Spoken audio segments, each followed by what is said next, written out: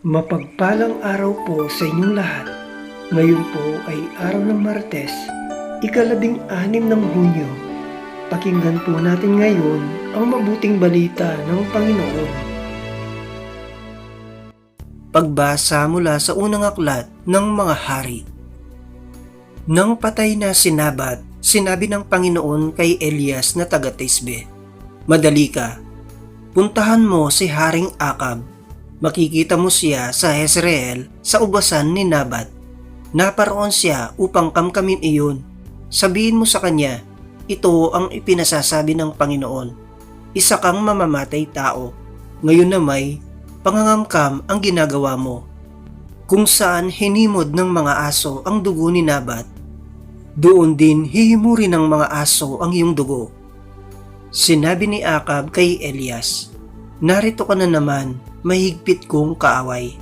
Sagot naman sa kanya ni Elias, "Oo, hinanap kita uli sapagkat nagumon ka sa kasamaan. Malagim na parusa ang babagsak sa iyo. Ganito ang ipinasasabi ng Panginoon, itatakwil kita, lilipulin ko ang mga anak mong lalaki, matanda at bata. Parurusahan kita tulad ng ginawa ko sa angkan ni Jeroboam na anak ni Nabat at sa angkan ni Baasa na anak ni Ahiyas, sapagkat ako'y ginalit mo at ibinulid mo ang Israel sa pagkakasala. Ito naman ang sumpa laban kay Jezebel. Kakanin siya ng mga aso sa nasasakupan ng Israel. Sino man sa angkan ni Akab ang mamatay sa bayan ay kakanin ng mga aso. Sino mang mamatay sa bukid ay kakanin ng mga uwak."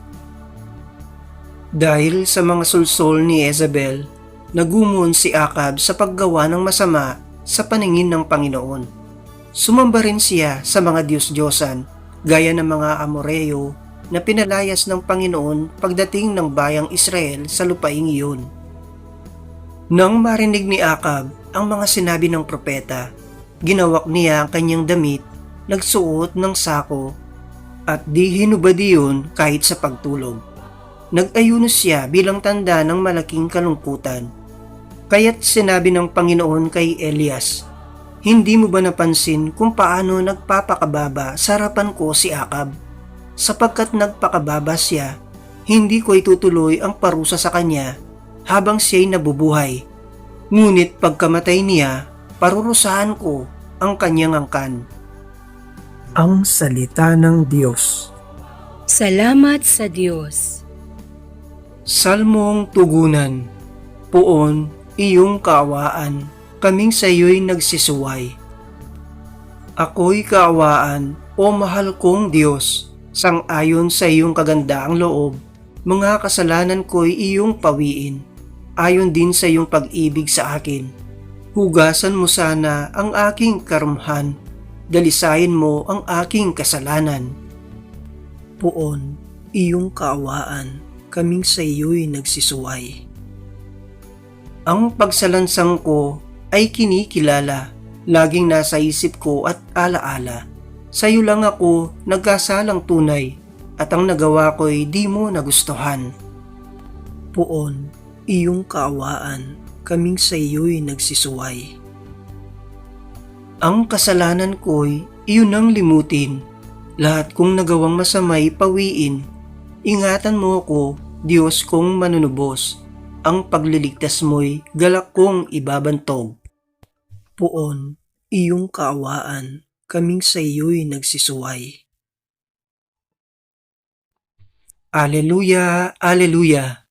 Bagong utos, ani Kristo, mag-ibigan sana kayo katulad ng pag-ibig ko. Aleluya, aleluya! Ang mabuting balita ng Panginoon ayon kay San Mateo. Noong panahong iyon, sinabi ni Jesus sa kanyang mga alagad, "Narinig na ninyong sinabi, ibigin mo ang iyong kaibigan at kaputan mo ang iyong kaaway. Ngunit ito naman ang sabi ko, ibigin ninyo ang inyong mga kaaway at idalangin ninyo ang mga umuusig sa inyo, upang kayo'y maging tunay na anak ng inyong amang nasa langit. sapagkat pinasisikat niya ang araw sa masasama at sa mabubuti, at pinapapatak niya ang ulan sa mga banal at sa mga makasalanan. Kung ang mga umiibig sa inyo ang siya lamang ninyong iibigin, ano pang gantimpala ang inyong hihintayin? Hindi ba't ginagawa rin ito ng mga publikano? At kung ang binabati lamang ninyo'y ang inyong mga kapatid, ano ang nagawa ninyong higit kaysa iba? Ginagawa rin iyon ng mga hentil. Kaya dapat kayong maging ganap gaya ng inyong amang nasa langit. Ang mabuting balita ng Panginoon. Pinupuri ka namin, Panginoong Hesukristo.